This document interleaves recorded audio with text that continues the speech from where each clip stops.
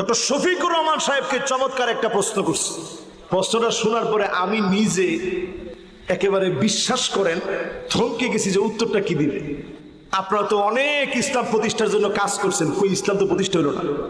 তাইলে কি আপনাদের কর্মপদ্ধতির ভিতরে কোনো ভুল আছে? আমি সঙ্গে সঙ্গে একটা উত্তর ঠিক করলাম নিজে নিজে। আমি হইলে কি উত্তর দিতাম?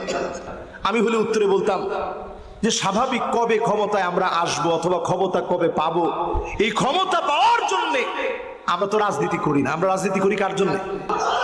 তো আমরা যেহেতু আল্লাহর জন্য করি, আস-সাইয়ু মিন্না ওয়াল ইতমামু মিনাল্লাহ, চেষ্টা আমাদের পক্ষ থেকে হবে, পরিপূর্ণতা যিনি দিবেন তিনি কে?